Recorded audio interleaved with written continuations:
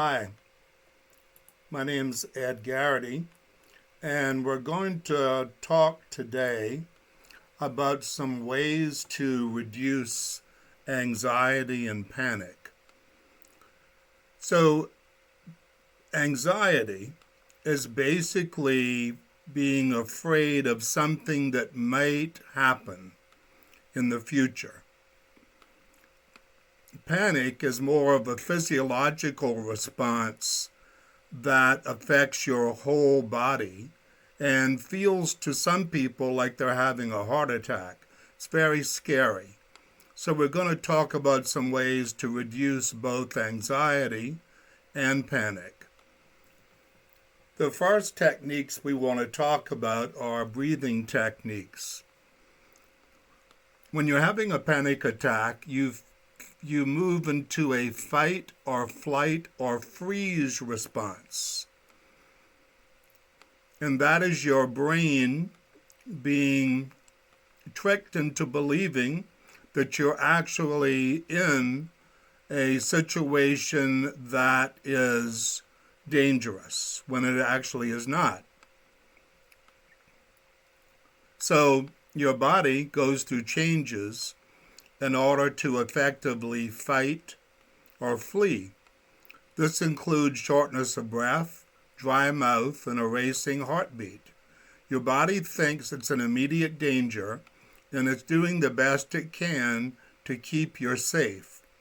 The body's not particularly bright.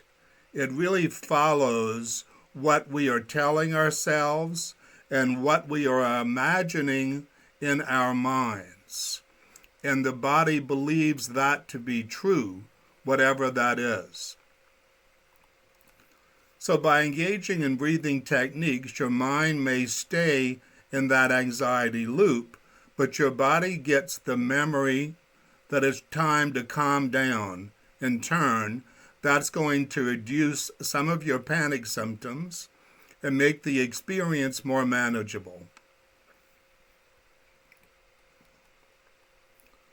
This is the best place to start in the midst of a panic attack or anxiety, and usually it's an easy one to remember. You always want to start with a deep breath. The breath automatically begins to reduce that adrenaline flow in your body. The adrenaline is what pumps you up and gets the physiological state of heavy breathing and sweating and shaking. That's all due to adrenaline and cortisol. So we want to begin breathing, which automatically begins to reduce those brain chemicals. So that's because during a panic attack, our breathing gets very shallow.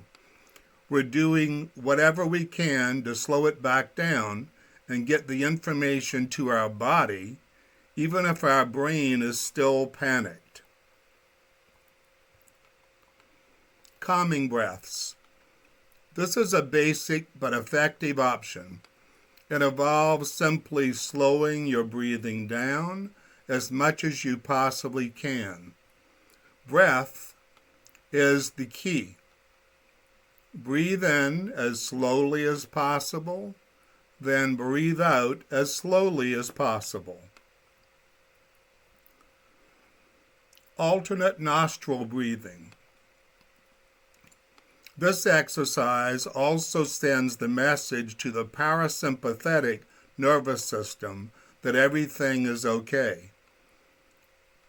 It slows down your breaths, but it gives you something else to do if you're having a hard time staying focused on breathing alone. Simply place your finger on one nostril and inhale. Then move your finger to the other nostril and exhale. Switching sides each time. Another breathing technique is called square breathing. This is another way to guide yourself through breathing techniques using the visual anchor of your finger drawing a square. As you draw the first side of the square, inhale. As you trace the second side of the square, hold your breath. As you trace the third side of the square, exhale. On the fourth side of your breath, hold your breath again. So the first section of the square, inhale. The second section of the square, hold your breath. The third section of the square, exhale. On the fourth section of the square, hold your breath again. These very simple breathing techniques automatically begin to relax your body and reduce the stress chemicals. Grounding techniques. These tools are different variations of pulling your mind out of its focus on the anxiety and panic. If you're feeling shortness of breath, you may start to think, I'm going to choke. This must mean something's wrong. In turn, your brain gets increased threat information, and the panic and anxiety symptoms simply increase. What we're doing with grounding techniques is leaning into something that isn't focused on that anxiety. There are mental grounding categories. This technique has a personalization element to it.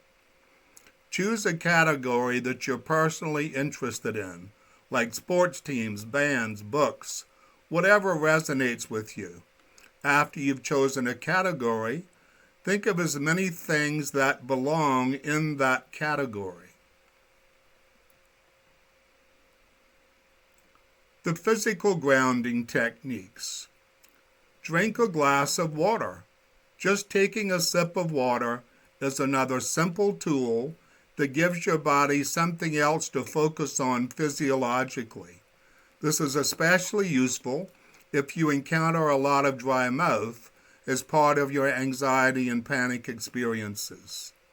Think ahead and always make sure to have a water bottle, especially in situations where you're known to be prone to anxiety or panic.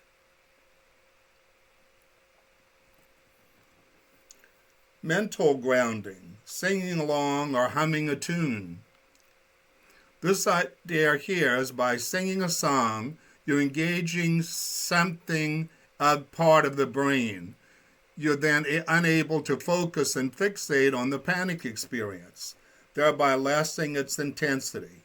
If you're by yourself, you can turn on music and just sing along.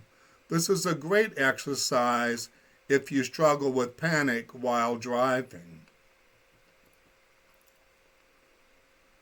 Another thing you can do is listen to an audiobook, something that takes your attention. If you're not comfortable with singing, you can just think of your favorite song and in your mind, write out the lyrics.